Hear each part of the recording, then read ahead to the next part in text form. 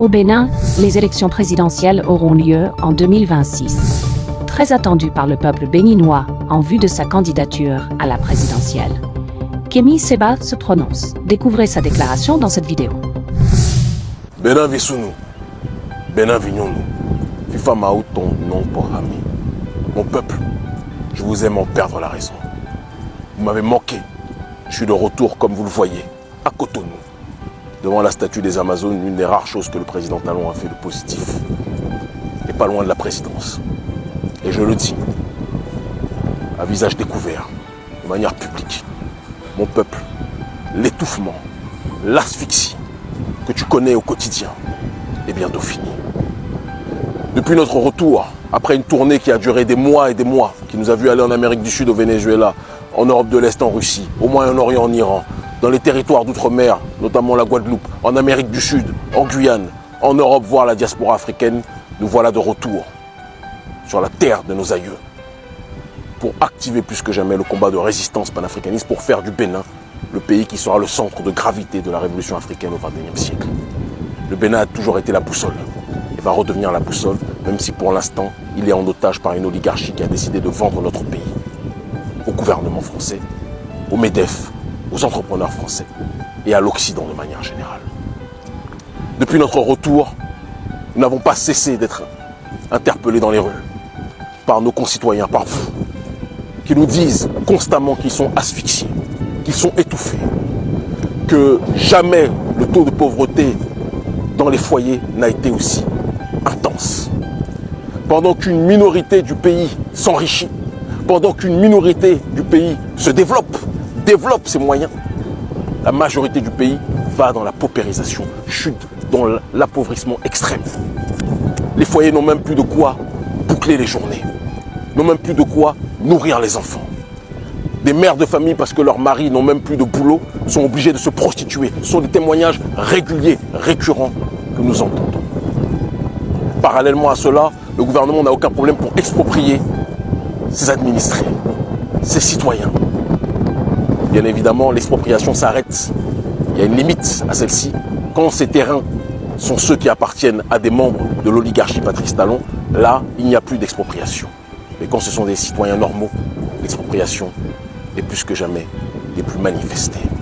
Les sojaculteurs sont asphyxiés suite à l'arrogance et au mépris de Patrice Talon pour l'Africain de manière générale et pour son peuple en particulier. Et pour le Niger, la frontière entre le Niger et le Bénin est fermée. Juste avant de revenir ici et après avoir brûlé le passeport, comme vous l'avez tous vu, de manière souveraine et avec dignité le passeport français, j'ai été reçu au Niger. Et les autorités me l'ont dit. Tant que le gouvernement béninois abritera des militaires français sur son terrain, la frontière entre le Niger et le Bénin risque de ne pas être réouverte. Le président Patrice Talon, en agissant de la sorte, a poussé bon nombre de commerçants et d'entrepreneurs béninois dans une extrême pauvreté parce que beaucoup vivaient en fonction de la frontière ouverte entre le Bénin et le Niger. Le président Patrice Talon a cru que le Bénin était sa propriété, sa plantation.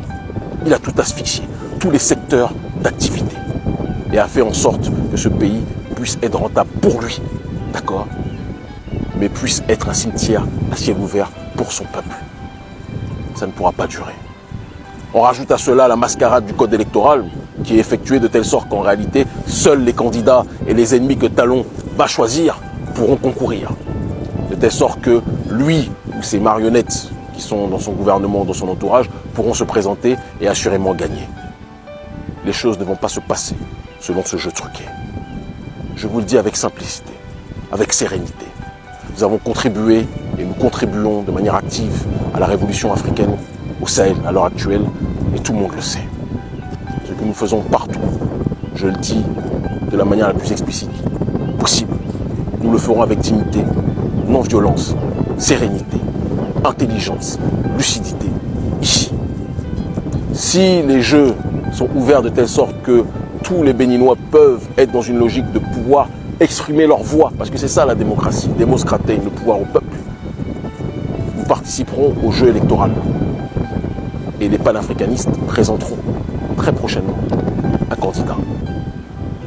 Si la démocratie est refusée au peuple, comme c'est le cas depuis trop d'années au Bénin, Parce que c'est une démocratie de façade pour avoir les investissements, pour avoir l'aval de leurs patrons occidentaux. C'est ce que Patrice Talon fait. Mais ce n'est pas une démocratie de fond, puisque le peuple est exclu des décisions. Le peuple n'a pas le droit à la liberté d'expression. Vous dites ce que vous pensez, vous êtes arrêté, comme le jeune dans le camp même du président qui a osé dénoncer certaines choses qui n'allaient pas et qui a été arrêté. Ça ne peut pas durer. Trop de gens ont peur dans ce pays. Mais je le dis et je le répète avec simplicité et avec politesse. Je n'ai pas peur de vous, président Talon, et vous le savez. Je n'ai pas peur de vous, je n'ai pas peur de ceux qui sont vos patrons, en l'occurrence le gouvernement français. Je n'ai pas peur de l'oligarchie d'Occident. Je n'ai peur que de Dieu. Je suis venu sur cette terre pour honorer nos ancêtres méritants.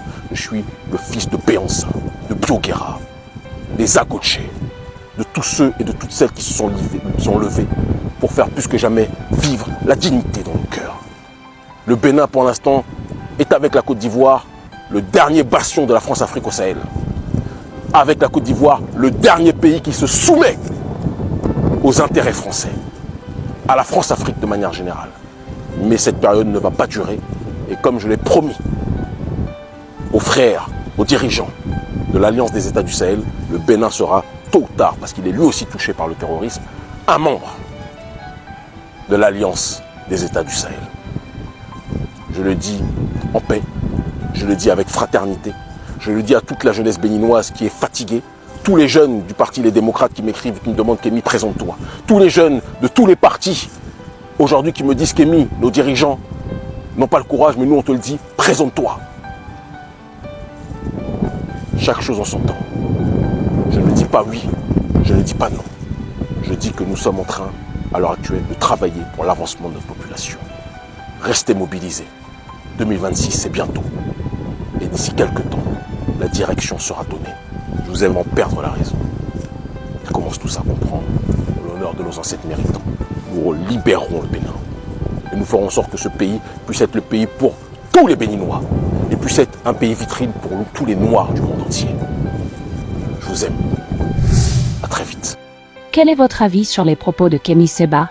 Pensez-vous qu'il ferait un bon président pour le Bénin? Partagez vos opinions dans les commentaires. N'oubliez pas de liker cette vidéo pour nous encourager.